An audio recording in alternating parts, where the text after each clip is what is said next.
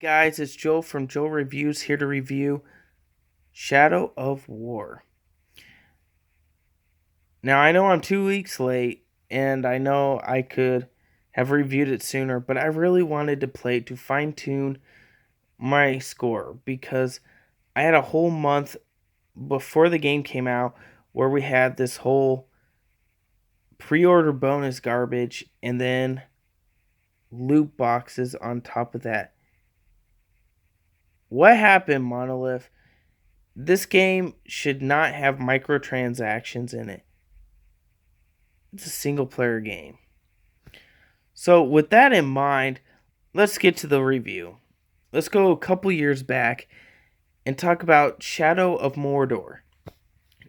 Now, this is before I was a reviewer, but that was my number one game of the year.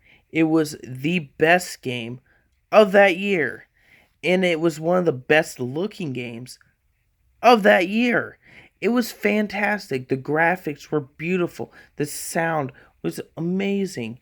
It's not something you're going to remember, but it's one of those that it matched the game perfectly and suited the Lord of the Rings themes. You had the main character who was boring, and the story wasn't all that great, but the gameplay is what made the game. The controls were perfect. The characters moved fluid.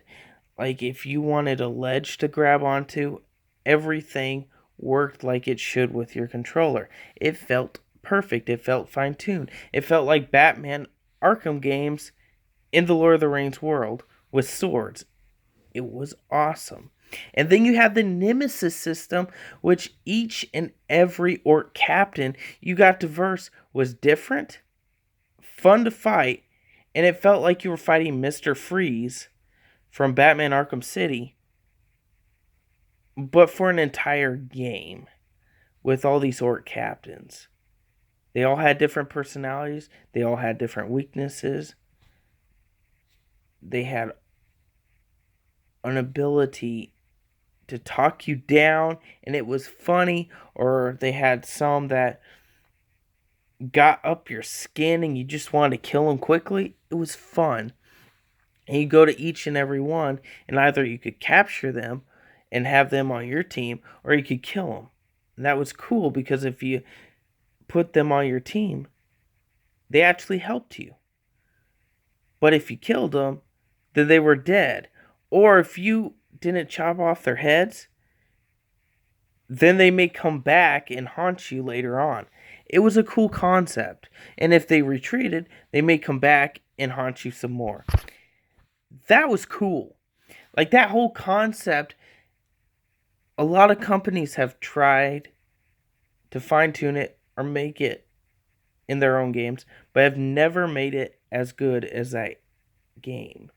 Shadow of War is a follow up to Shadow of Mordor. And Shadow of War could either be the best game of the year or it might have something to live up to and not reach the goal. So let's talk about Shadow of War. To start off, I had a whole month, and so did you guys, of all this microtransaction garbage in the game.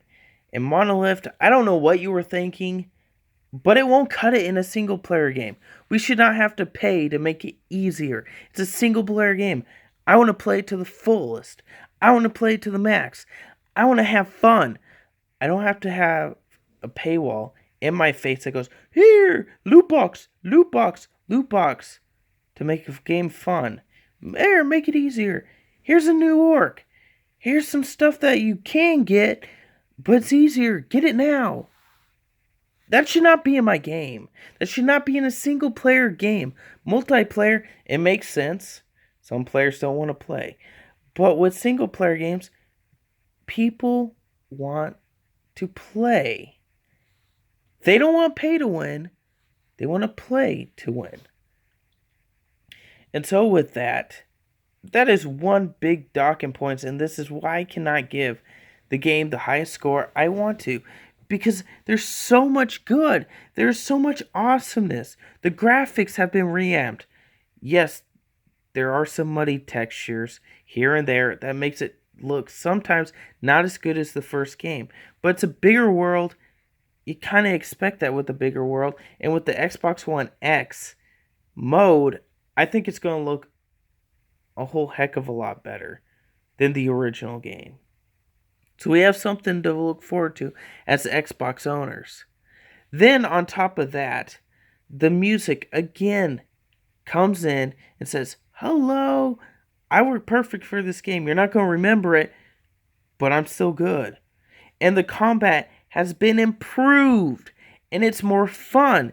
There's 3 monsters that you can ride and they're awesome. You can ride a freaking dragon and you fight a Balrog. That is awesome. That is amazing. But there are some things that do take a hit. As I mentioned previously, the graphics do have a downgrade. It's a newer game, it should look better. And sometimes the controls don't work as well as they should. For combat, they're perfect.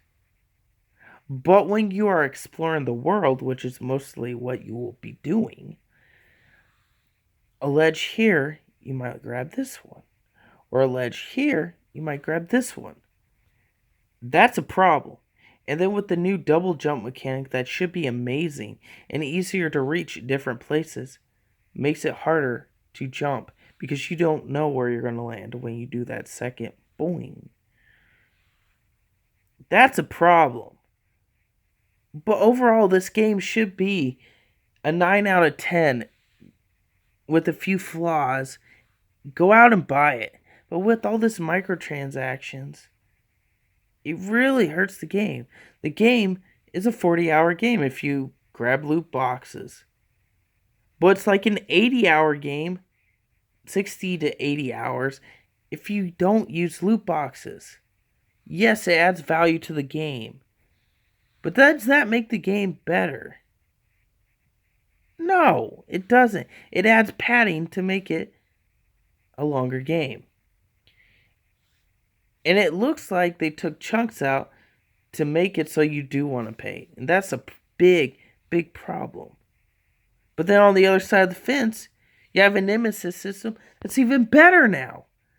The characters come out and actually sing sometimes, which is funny. An orc singing to you that you're his enemy and I want to kill you. It's kind of cool.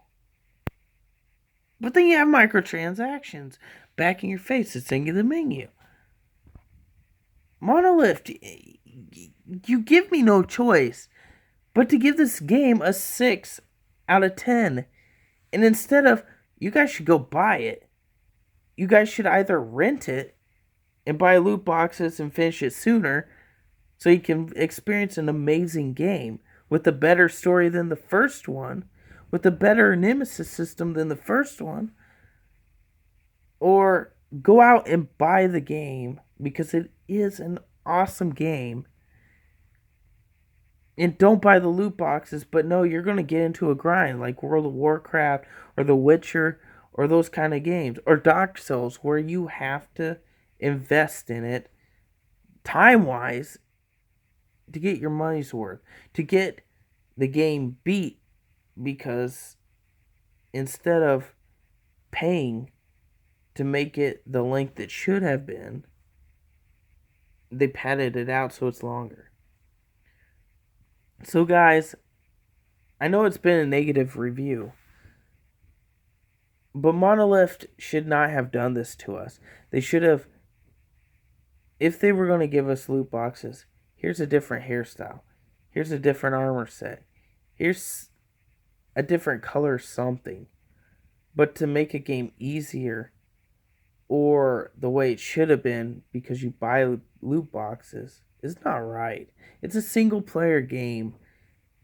They did not need to add this. And I'm afraid that the industry is going to go in that direction.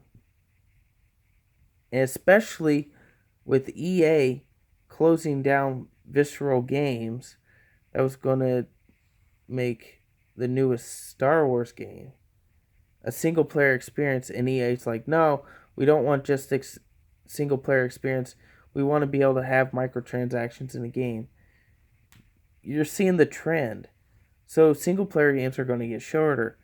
Or to buy the end, you have to have microtransactions to even beat it. There's going to be a catch. So I can't give this game a 9 out of 10, which is what it should get. I have to give it a 6 out of 10. So, guys, that was my review of Shadow of War. Remember to like and subscribe. See you guys on the next Joel Reviews.